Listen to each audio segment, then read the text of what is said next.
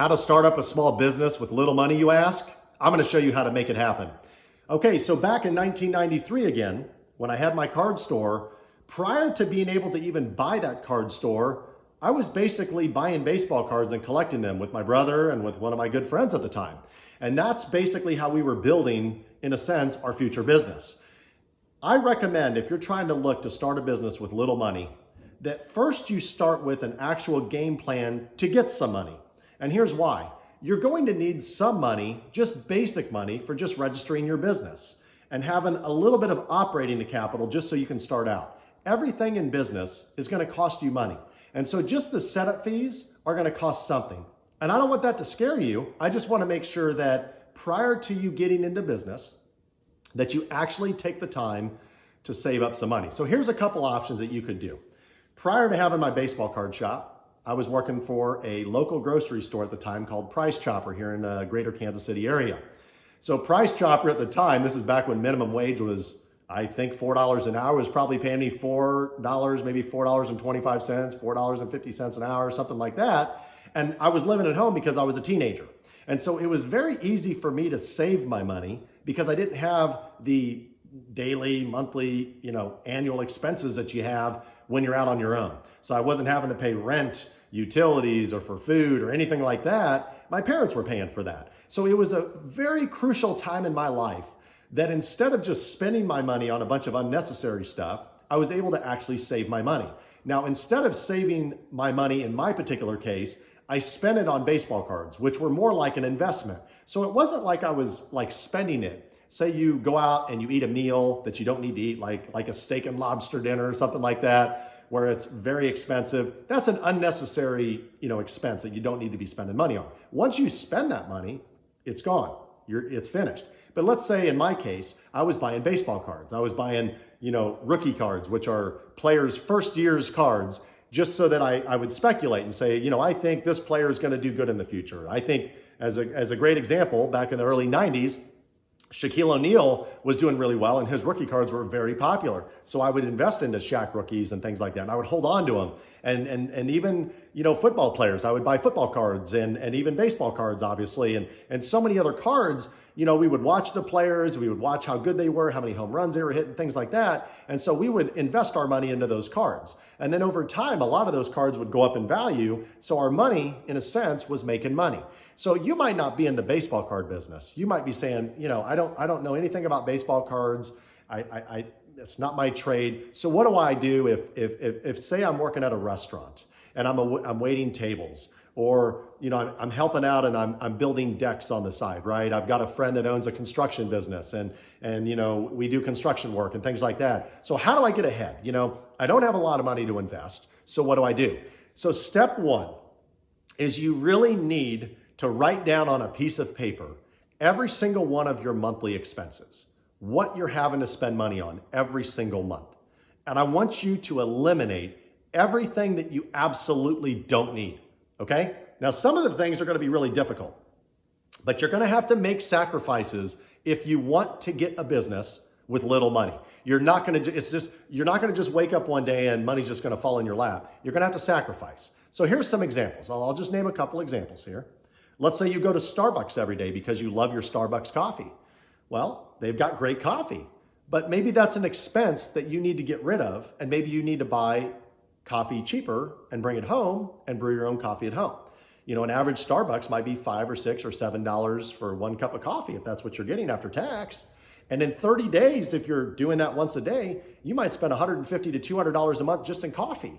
And you might have been able to buy a bunch of coffee, nice gourmet coffee for home, for much less. So maybe you could save $100 a month just not having, say, a Starbucks and having your own coffee. And when you start making a lot of money, you can always go back to Starbucks, right? When you can afford it better. But remember right now what we're doing is we're finding a strategy for you on how you can accumulate money. The same way the wealthy do it, right? That's what we all want to do. When we don't have money, we look up and we say, I want to be rich. I want to have a big house. I want to have a fancy car. I want to be rich. I want to have $1 million. Well, that's okay. Most self-made millionaires are doing exactly what I'm telling you to do. And if you follow this path, It's the path that gets you there. Now, there's people obviously that inherit a lot of money and they become a millionaire, multimillionaire because they inherited a bunch of money. I'm talking about the self-made ones, the ones that had to go through the tough times, the ones that are like I was when I had no money, like maybe you are when you had no money. That experience, that's a very, very tough experience to go through because nobody's giving you any handouts, right? You're not waking up and people are just helping you out or whatever. You got to go get it. So that's what I'm here to show you is how you can do that. Just remember, it's going to take sacrifices. So we said one example could be like coffee. Let's say you smoke. Well, first of all, I don't condone smoking. I don't recommend smoking. I don't smoke, and I don't think you should smoke cigarettes. It's bad for your health. We know that. Heck, on the box it says there's a Surgeon General's warning that it could cause cancer, I think, or something like that. Why would you smoke? But anyway, everybody pick his poison. Everybody's got their thing. I'm just saying, why don't you cut it down some? Maybe you could save another $100 a month or $150 a month by smoking less or cutting it completely out. Or maybe this is a great time to quit smoking. And that would be the reason that you could start your own business. I mean, imagine if you have a cup of coffee a day from, like we said, Starbucks, and you're smoking a pack a day. There's another, $7, $8? So, geez, you might be spending $400 or $500 a month on coffee and cigarettes. I'm telling you something. Let's just say $400 a month, okay, that you could save. Times 12 months in a year is $4,800. That's almost $5,000. If you stopped doing those things, if you followed that advice, in 12 months, you would have almost $5,000. And that's enough money to get your basics going for your business, to register your business online, whether you want to set up an LLC or a corporation, to open up your bank account, to register your FEIN number with the IRS, whatever you need to set up, you're going to need some money to do that. Now, not everything costs money. Most of those organizations, you just register and there's no cost, but some of them do. The state of Kansas charges a LLC fee to register an LLC. They also charge an annual fee every year when you renew it. So you're going to need some money.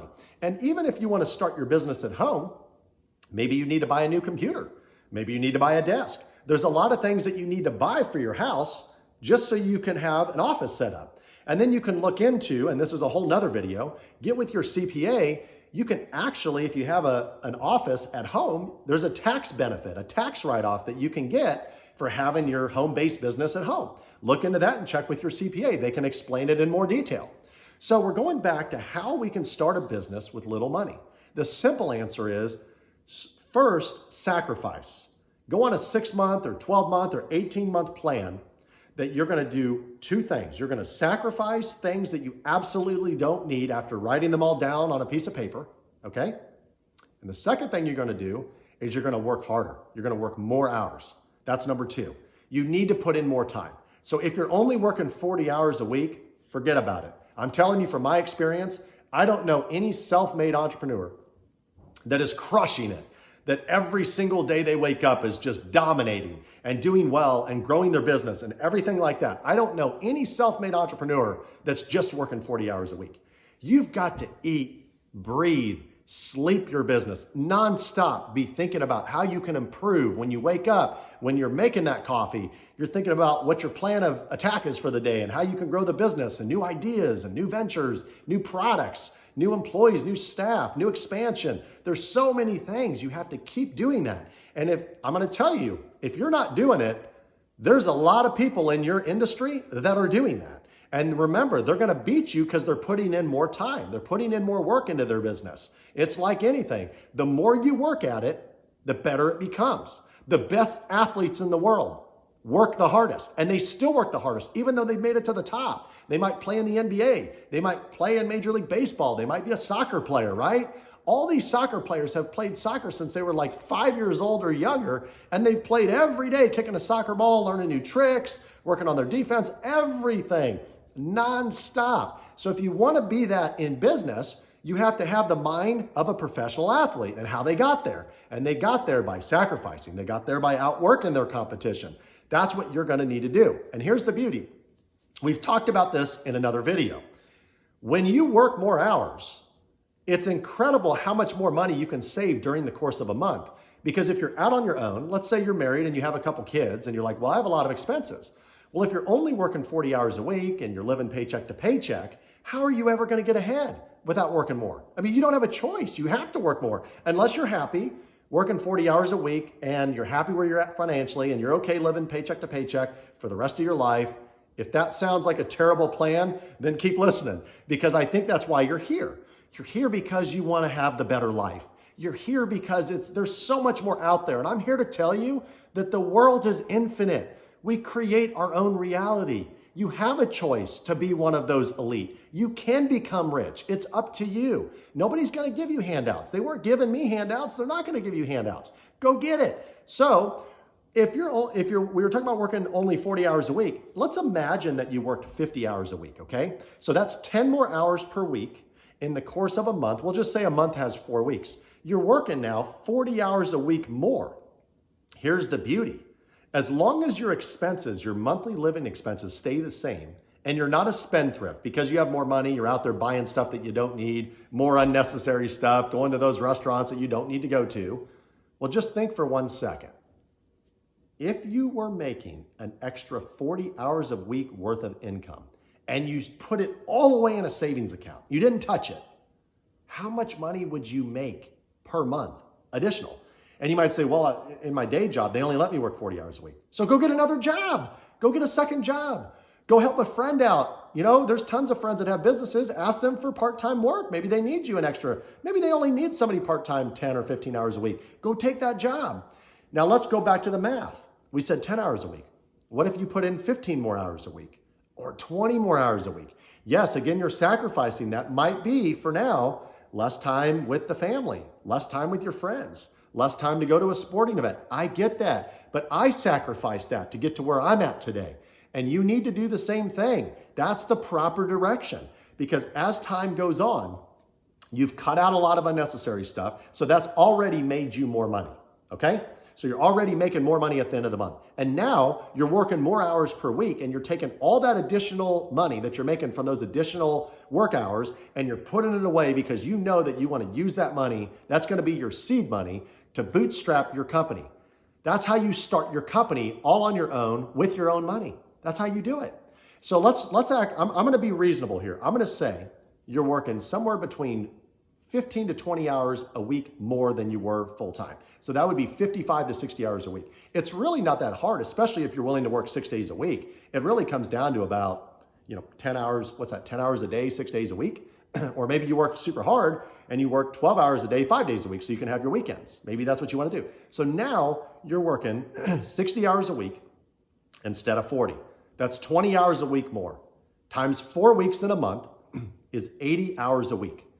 Even if you were only making, say, $10 an hour, that's $800 more per month, right? Now, obviously, if there's taxes in there, you would make less. So maybe it's only $650 or $600, whatever tax bracket you're in. But think about that for a second. Let's say you could work 60 hours a week.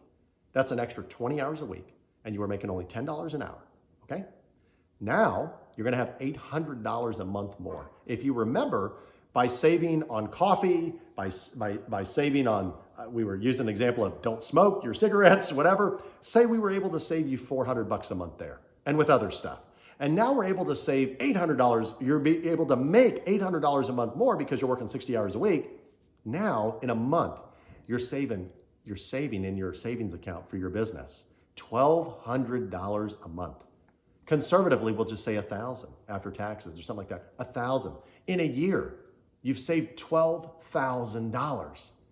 Now you've got some money. Now you've got something to play with. Should you go out and buy a new car with that? Absolutely not. Don't do that. Don't go and spend that money. You sacrificed a year of your life and did things you didn't necessarily want to do to get there. Now you've got it. Now you can start. You can actually start and put $10,000 into your company operating account, go get a checkbook, and you can actually be in business.